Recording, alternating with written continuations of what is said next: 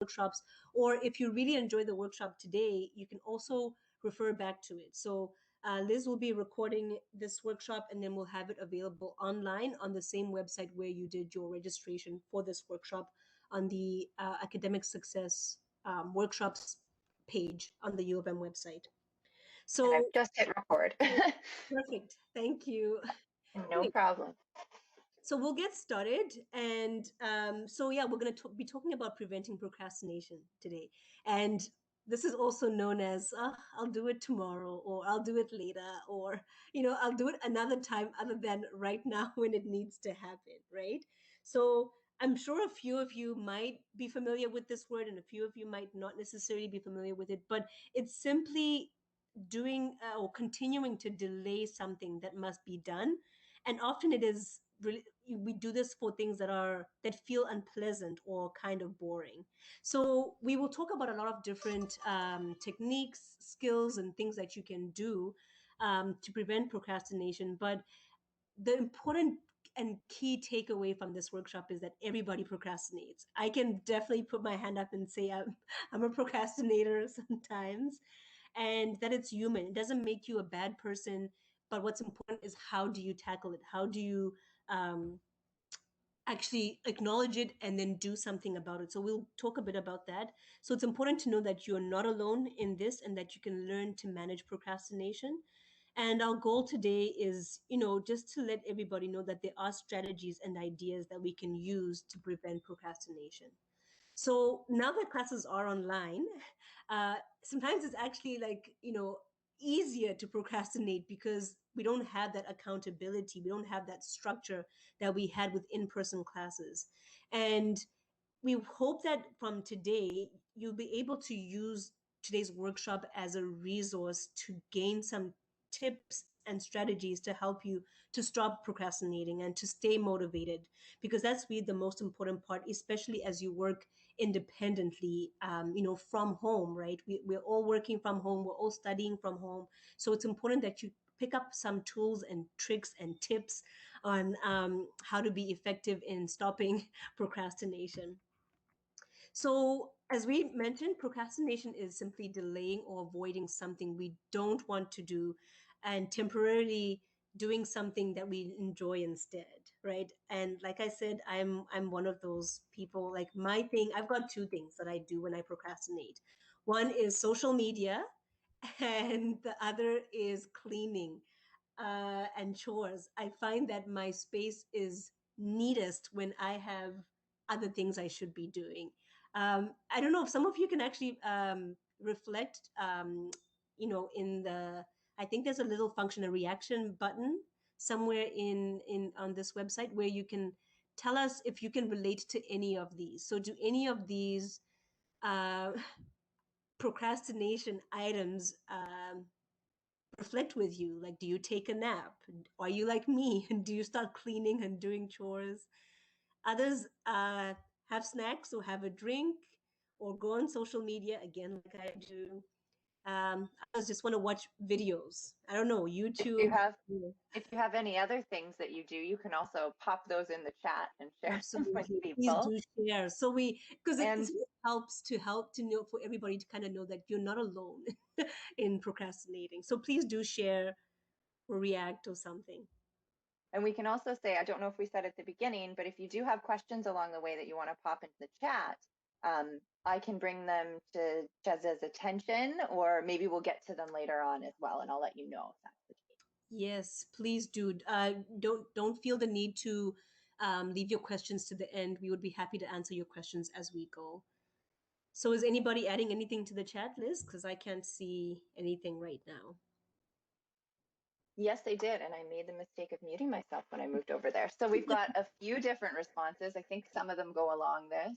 Mhm. Take my dog for a walk, or go to the dog park. That's playing with your pets on there, watching anime, Mhm. reading, listening to music, cleaning for sure is popular, sleeping, everything but schoolwork. We've Right. got lots of things going on in there. And our furry friends too. I think they are just the best because it's hard to say no to your cat or your dog when they come around, and it's like, oh yeah, actually I could use a cuddle, right? So yeah, Always but use the cuddle. again, that's sort of noticing that these are things that seem way more enjoyable than studying in that moment, right? So um the point here is to just see that you're not alone, right? We all have these habits, but there are ways to conquer these habits, right? And sometimes there's actually ways to even use some of these, like chatting with your friends in a way that actually works towards helping you prevent procrastination. And we'll certainly talk about that towards the end of this one. I absolutely love this image that we share. The four horsemen of procrastination, and napping is one. Sometimes we like to snack. I'm certainly on the social media and chores as well. That's certainly me. And I think this is again relatable just from what some of you guys have popped into the chat there. Liz, which one do you relate to? I definitely get wrapped up in chores. Yeah. Yeah, chores, a snack. I can always use another beverage, so I might have to go Mhm. down and make a coffee or a hot chocolate or something. Yeah. Yeah. Iced tea now that we're moving to spring. Right? Yes. Yeah. Yeah. It's like all the things that just seem so enjoyable. And with chores, we actually call this productive procrastination, right? Because you feel like, hey, yeah, I could be sweeping or folding my laundry. And I mean, it's part of my chores anyway, and things I had to do today, right? But in that moment, maybe you should have actually really been studying, but you're deferring your studies till later on, just so that you can do something that seems a lot less uh, you know it hurts a little bit less in that moment. So none of these activities are necessarily bad. They can be essential parts of your leisure and self-care. So yeah, maybe you do need to take a break and be on social media or talk to your friends. That's perfectly fine. But it's about thinking about managing your time and when you can allocate some of these things to happen. So they only become a problem when we use them to avoid something that we're supposed to be doing. So if you're supposed to be studying, but you choose to be on the phone with your friends for 2 hours, that isn't self-care anymore, right? You should be studying, so you should be using your time a little bit differently. So when you find yourself in this kind of situation, doing something on the list that we've kind of looked at, ask yourself some of these questions. Am I doing this because I really enjoy it, or do I need to do it? Or am I using this to avoid something else? Right. So if you, especially the second question, if you can say to yourself, okay, I'm clearly avoiding something here, then you know you're certainly procrastinating. Right. And so now we can start to think about, okay, so if this is what it is, you're acknowledging it and you're accepting that this is a situation you're in an avoidance state, then how do we combat this and do better? So think about maybe why you do procrastinate, right? Sometimes we're procrastinating because we're feeling a little bit lazy and unmotivated, or maybe we're stressed and anxious, or bored and tired, maybe have no energy, or the task just seems too big, which I think is a very common thing for students. Sometimes maybe you have a paper and you just don't even know where to start. So it's easier to procrastinate than to begin the task, right? And it seems overwhelming in that moment to start the task. Or studying just feels boring. Maybe you're not necessarily enjoying all the classes you're taking, and it's like, oh, this is kind of painful to do right now. And so you procrastinate. Maybe sometimes it just feels like there's just there's lots of time. Oh, my paper's due in April, so what's the point of even starting to do the research right now? And so it seems like it's a faraway task, and so then you procrastinate when really you should be breaking up that task and actually doing a bit more to make things easier before the actual deadline. And we talk a bit about this in some of our previous workshops, especially the preparing for midterms workshop. I would encourage you to check that one out if this is an issue for you, where you feel like you've got lots of time, so procrastination becomes your go-to. Sometimes we just don't know where to start. It maybe the task just again seems overwhelming and we don't know what to do, or you're just easily distracted. This was a common occurrence for me as a student. I just used to have so many things in my space. So I was easily distracted, of course. Even my cell phone was a distraction, right? So because my cell phone is right there, it's easy for me to be on the phone for way too long because I'm distracted already by it. or I'd rather do something else, or I don't know how to even like do the assignment, so I would rather do anything but actually start. So I think some of these might seem relatable.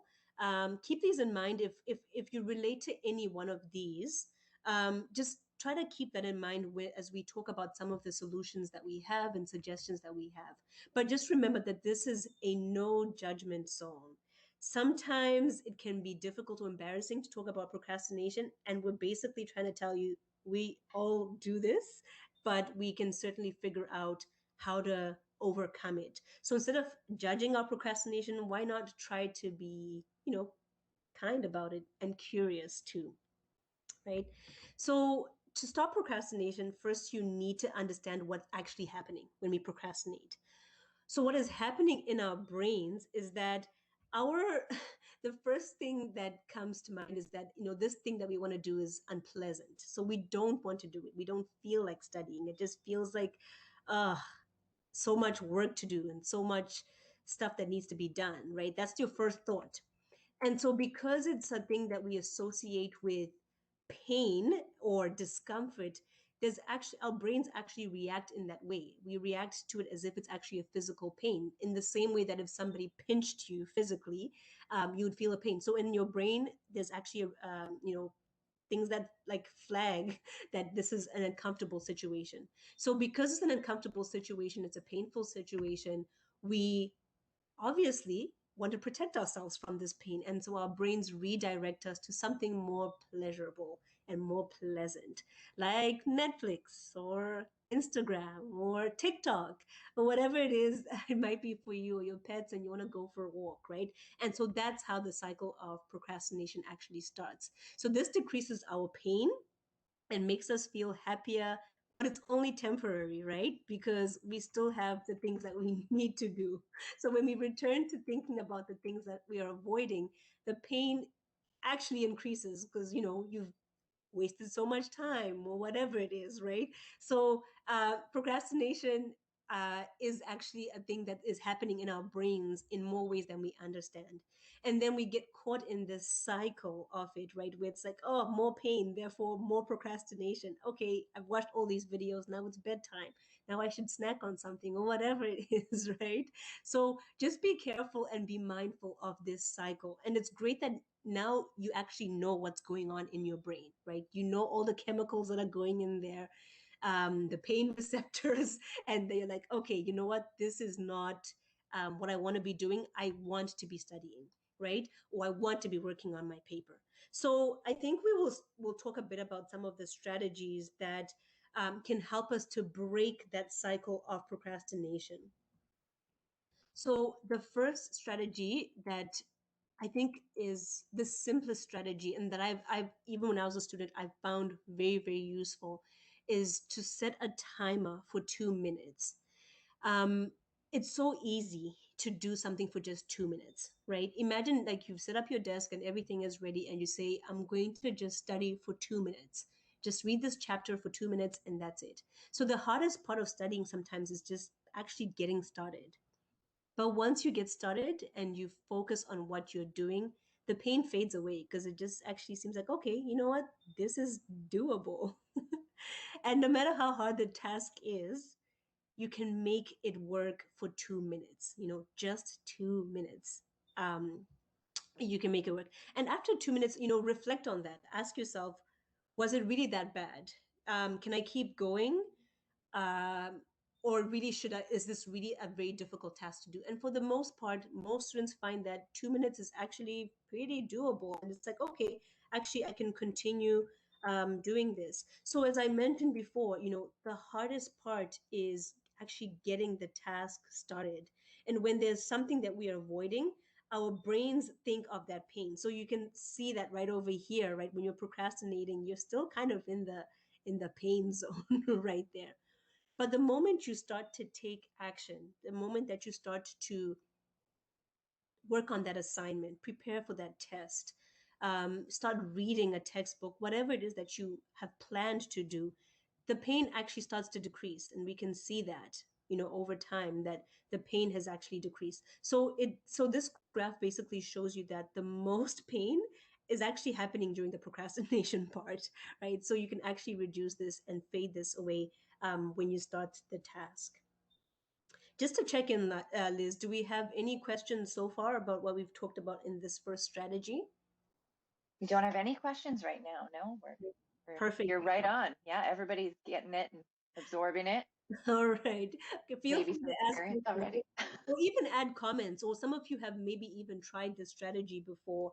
Let us know what you think. Has it worked for you? Or do you have other tips that other students could enjoy or try out? And maybe we can talk about those as well.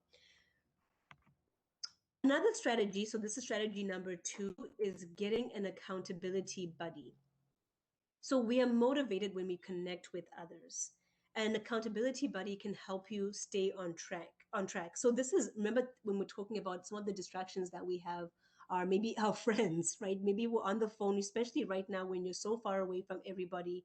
And when you get a chance to get on the phone with somebody, whether it's family or friends, you just want that to continue. But you can actually use that as to your advantage as well, right? You can connect with your friends in a way that actually helps you to stay on track with your goals and stay on track with your accountability buddy. So you can text your accountability buddy and say, hey, I'm going to be working on this chapter tonight. Can you text me later and see that I've done it?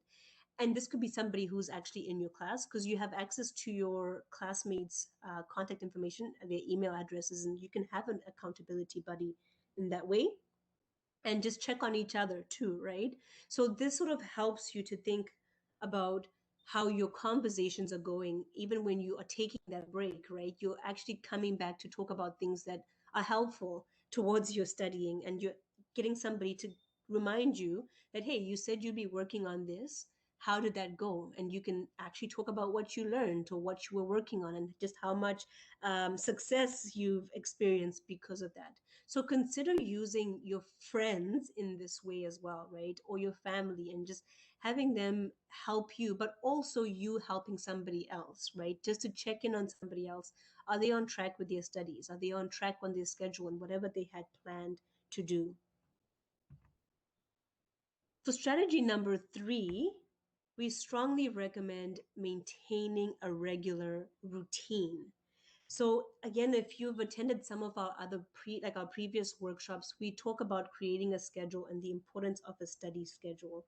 So it's important that you set aside specific blocks of time to study, just like you would if you're going in person for classes, right? So as you can see on the left hand here, we've got blocks of time where maybe class is happening, but we also have specific times where specific tasks are being done, preparing for the class before it happens or just after the class, and condensing your notes. You can do the same with your studies as well, where you actually block off specific times on a weekly basis, so that you know that every Tuesday, for example, right over here, every Tuesday morning at 10:30, you are previewing your psychology, for example, PowerPoint presentations, right? So you have that and you're constantly in that routine. And this certainly helps for you to stay on track.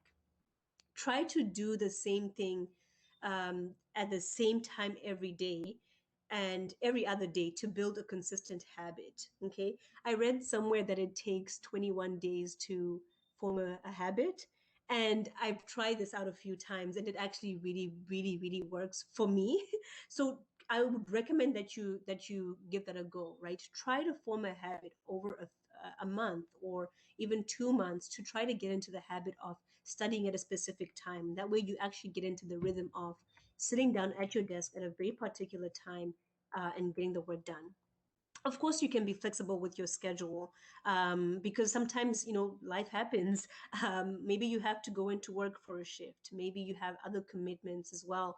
It's okay for you to be flexible, but try to stick to a routine and give yourself some alerts or something that will help you to get ready to put you in that space. Also, try to write down your schedule and make a checklist. Maybe you can use your phones or your alarm or actually a physical calendar.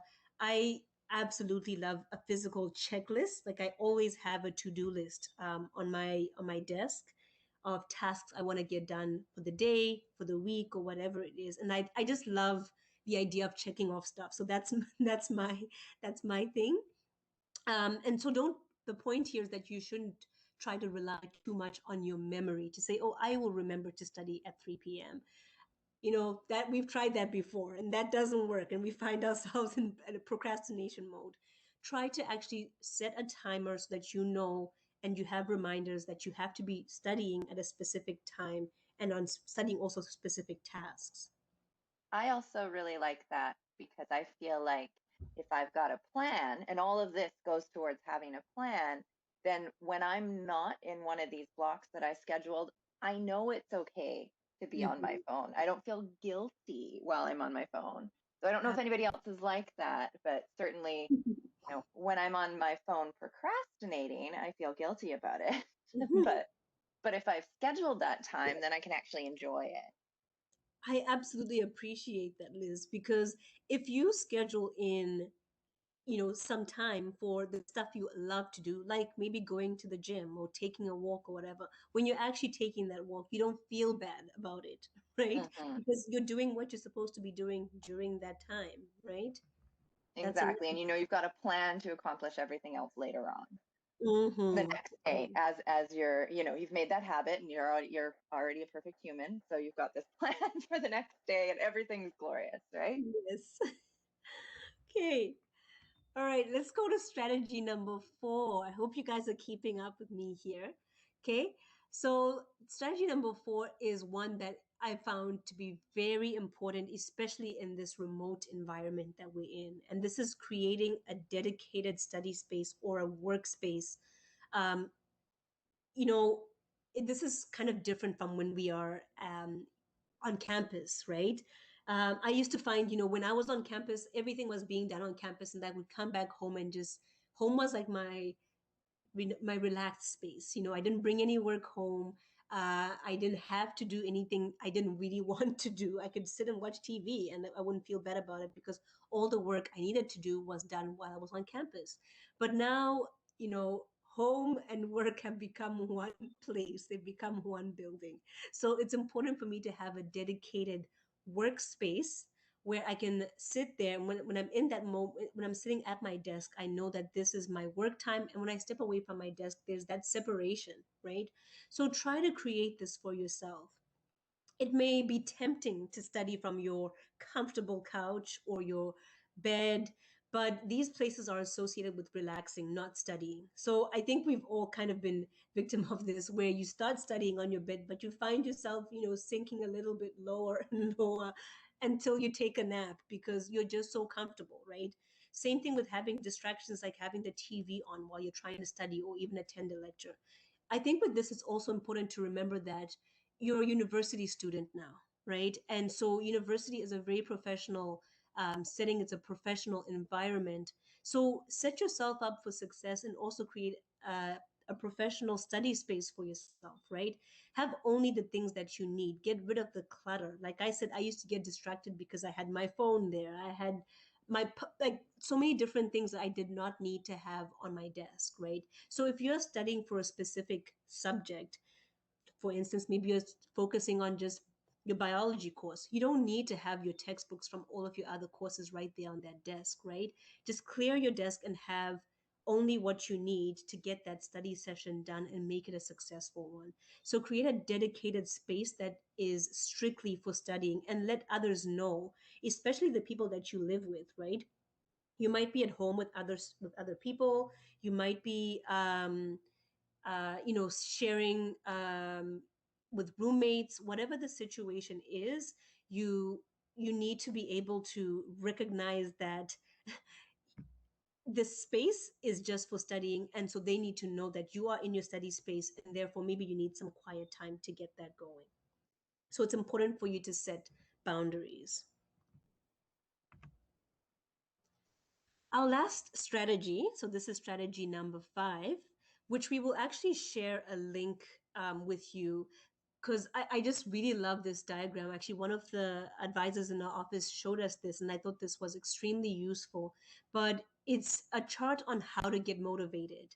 So in this chart, you'll actually find a lot of the tips we've already discussed, but you'll find a few more that you can also try out. And I think it's best maybe if we zoom into these and have a look at some of them. So if you look at the green arm right there, it's talking a bit about decreasing the impulsiveness, right? So you can look at each of these as an individual strategy as well, just in this arm. And so one, maybe I'll just pick on a few over here, which one we've already talked about is eliminating distractions, right? So recognize what is a distraction, right? So if your puppy or your cat is a distraction, you need to recognize that and eliminate it, right?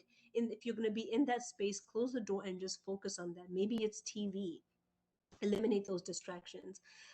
Set goals as well, and break them down. We talk about this in some of our previous workshops, where we talk a bit about like the importance of actually setting specific goals and breaking down those goals for specific, for the week or for the day or for a specific study session. That way, when you've had a successful study session.